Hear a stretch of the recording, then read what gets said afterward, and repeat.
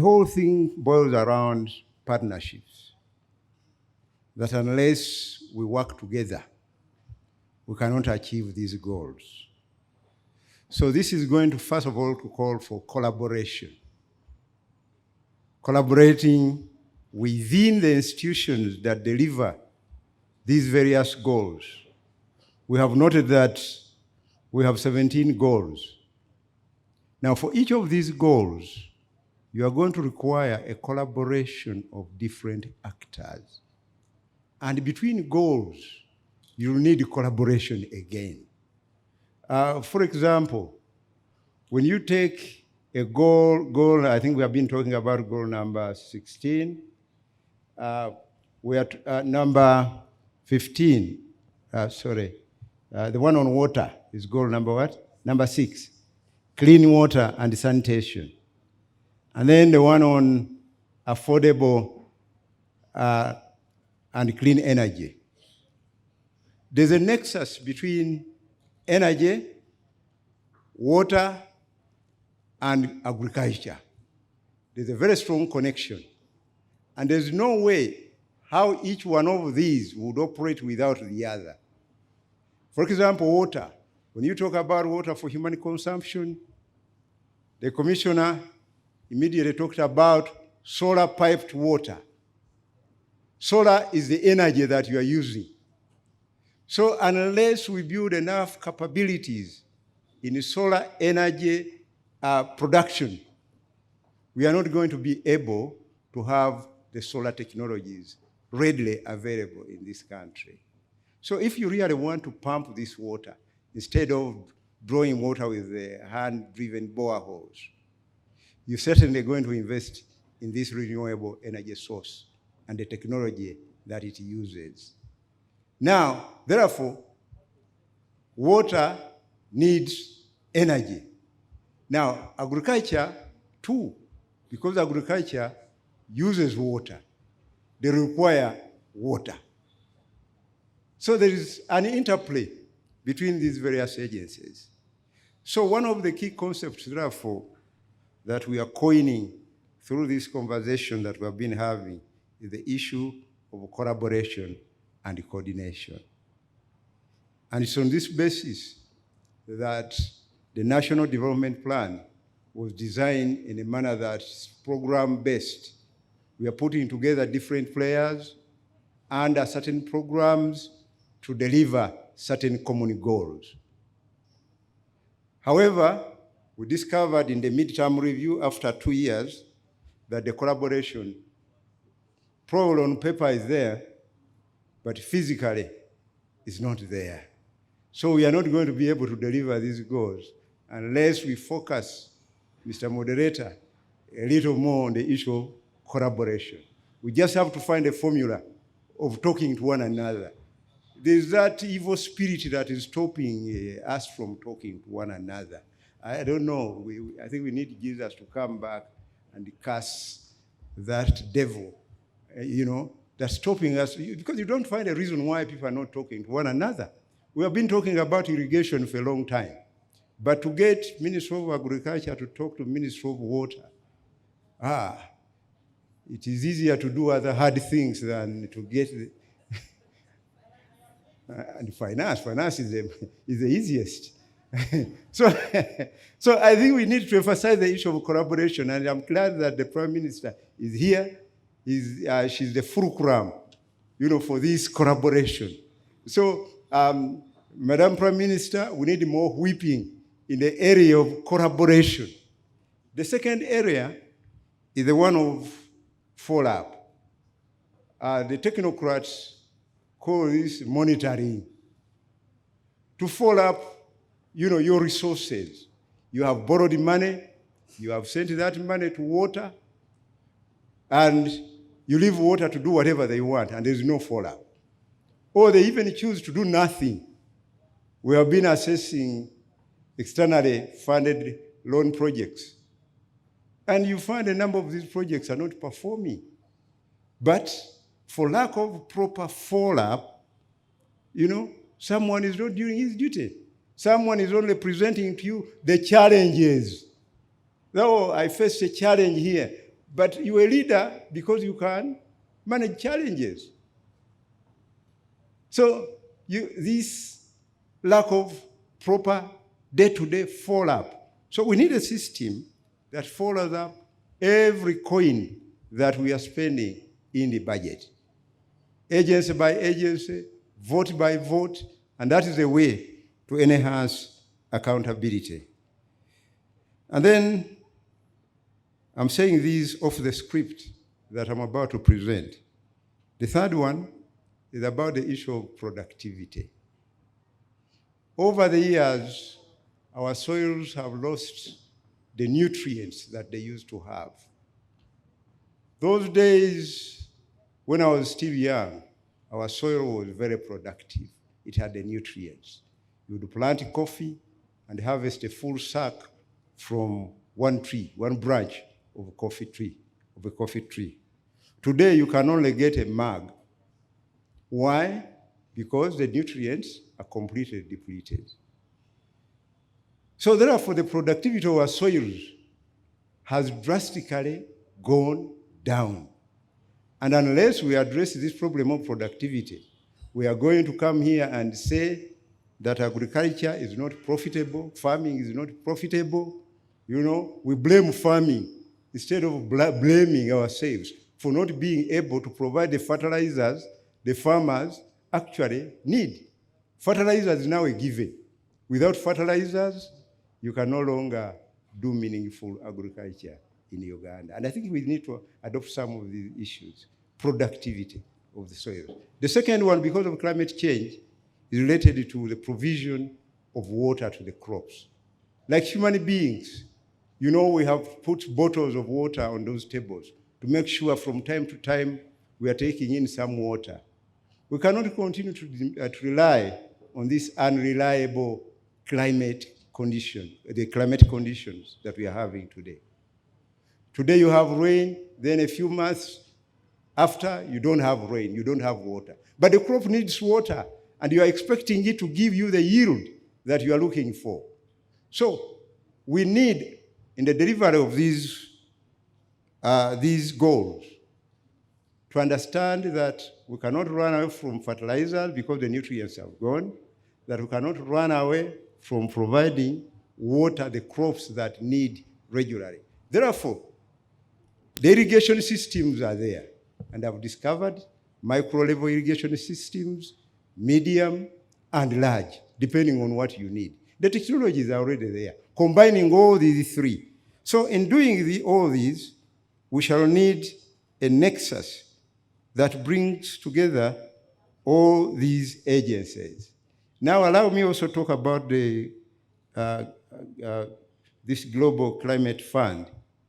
I happened to meet the managing director, or the director general of the Global Climate Fund in Korea, because the question was raised about that 100 billion that was pledged by the rich countries.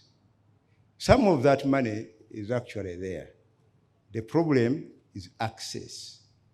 We had not done the basics for accessing that money. Now, within the Ministry of Finance, we expected to have a climate finance unit, which we have now created.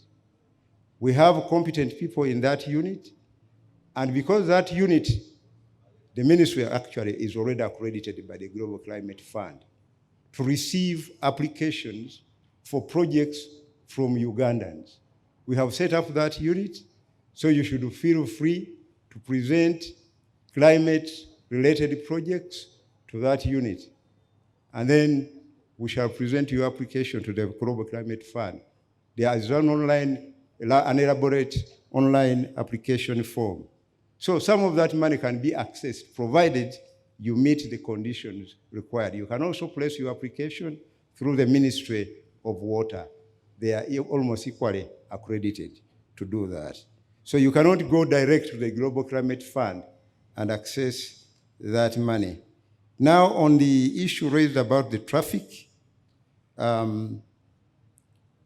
this problem is being addressed. If you listen to the budget speech, you must have heard that we are beginning the construction of the standard gauge rail line this coming financial year.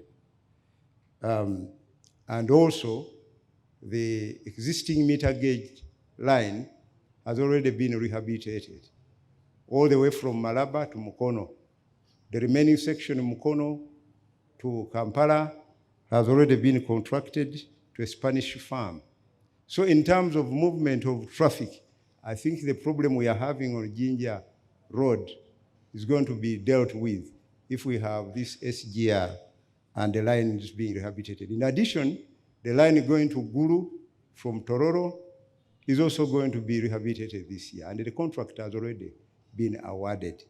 So we don't have to be so worried. In fact, the other day also, using Lake Victoria, I visited one of the free zones on Lake Victoria in Entebbe. They are manufacturing, these guys in the free zone are manufacturing huge vessels that are facilitating the movement of cargo. In fact, there's one of the companies operating in the free zones on that lake has produced a boat that's already operating and is carrying fuel equivalent to 150 trucks. So if we get more of these vessels plowing the route to Mwanza and Kisumu, we should be able to reduce the traffic on the Jinja Road. Allow me now to go to the written script. Ladies and gentlemen, Right Honorable Prime Minister, to wrap up this session like I've started, let me state at the outset that partnerships are the heart of delivering the SDGs in Uganda and the world. So these partnerships, donors, ourselves, we, the various people involved, we have to work in a manner that we are partners. The SDGs represent a global commitment to ensure that the world joins efforts towards eradicating poverty and building systems that support people and the planet. The SDGs are therefore a global consensus on what needs to be done around the world to eradicate poverty.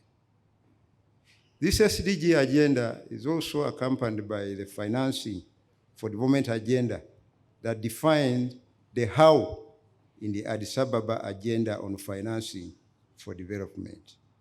So we have the what and the how.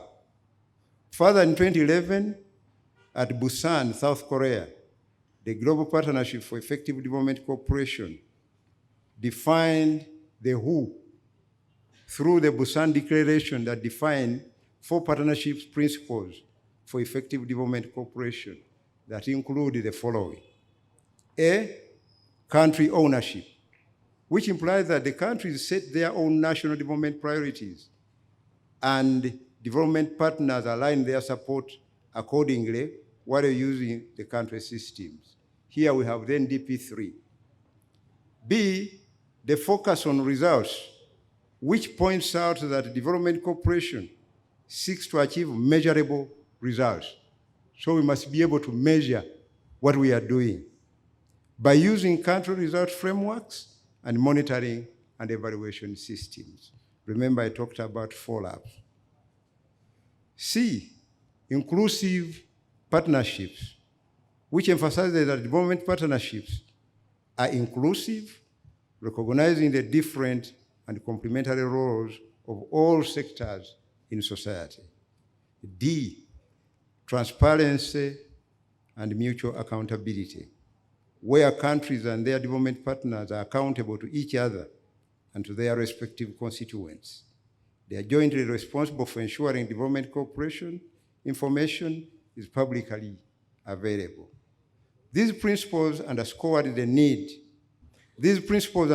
need for building strong multi-stakeholder partnerships to achieve our global development goals and national development agenda. Our national development is therefore anchored on these 3-legged stool that includes the SDG goals, the SDG financing, and the global partnership principles. As we have heard from the presentations on this panel, there are lots of efforts that government is undertaking to deliver better services and development results for the people of Uganda. We shall continue to work towards building a system where we can achieve more by working in partnership and not in silos.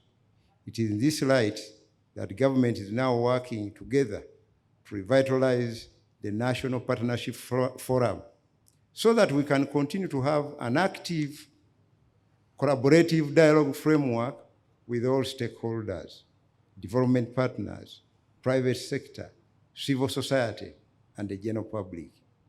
The government of Uganda, therefore, developed the National Partnership Policy in 2014 that stipulates the guiding principles of the government's engagement with development partners. The policy is implemented through the National Partnership Dialogue Framework. Furthermore, the findings of the midterm review of the National Development Plan 3 indicate that multi-stakeholder partnerships and engagements are weak, and the division of labor amongst development partners is vividly absent. The review also points out that existing partnership mechanisms are mostly discussion forums, not supportive of any decision-making process. And I will repeat that point. The review also, the midterm review I talked about, points out that existing partnership mechanisms are mostly discussion forums, not supportive of any decision-making process.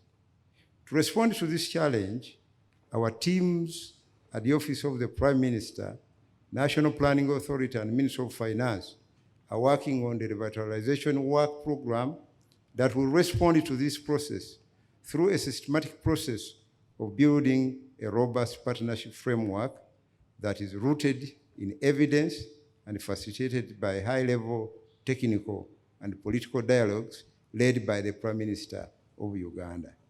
The partnership is therefore aligned with the national planning, budgeting, and reporting cycle, and is managed using existing government policy-making structures and processes in order to minimize transaction costs and maximize alignment with NDP and Vision 2040.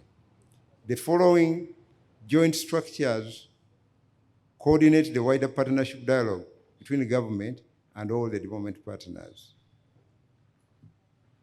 These are the joint structures that will coordinate the wider partnership dialogue.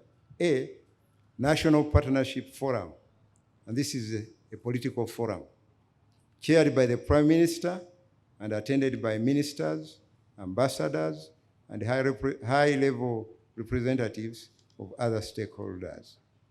B, National Partnership Forum.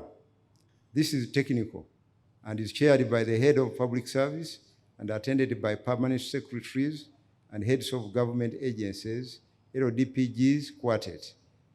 C, the Joint National Partnership Forum Task Force, chaired by the Permanent Secretary, Office of the Prime Minister, with members from Ministry of Finance, National Planning Authority, and development partner representatives. The Secretariat of the National Partnership Forum is domiciled in the Department of Strategic Coordination and Implementation at the Office of the Prime Minister, with dedicated technical support of a National Partnership Coordinator supported by development partners. The draft joint annual work program for the National Partnership Dialogue Framework will work through three distinct outputs to include A, evidence gathering, B, joint policy dialogues, C, policy awareness and advocacy for the uptake of effective development cooperation principles through a joint accountability and results framework among government, development partners, and all stakeholders, as I mentioned earlier. Ladies and gentlemen, Goal 17 enjoins us to revitalize global partnerships. To achieve the 2030 agenda, all countries, developed or developing, need to come together and to ensure no one, person and community, is left behind. It requires partnership between governments, the private sector, and the civil society, and the other stakeholders. And once those two talk to one another, I'm sure we shall be able to lift mountains. Indeed, SDGs can only be realized with a strong commitment to global partnership and cooperation. Currently, official development assistance has not reached the targeted level. Private investment flows are not well aligned with sustainable development. There continues to be a significant digital divide, and there are ongoing trade tensions. To be successful, everyone will need to mobilize both existing and additional resources, and developed countries will need to fulfill and significantly increase their official development assistance commitments, as Professor Jeffrey Sachs told us yesterday in his keynote address. He actually emphasized the need for a huge quantum of resources. As part of government's commitment to continue engaging with SDGs, we shall continue to build a strong evidence-based national partnership forum process consistent with SDG 17 targets, which is about the means of implementation of SDGs. This will go a long way in ensuring that all stakeholders work together to build better systems across government, hence contributing to the global SDG agenda and the National Development Plan agenda. Uganda is committed to strong partnerships because multi-stakeholder partnerships are crucial to leveraging the interlinkages between the SDGs to enhance their effectiveness and impact and accelerate progress.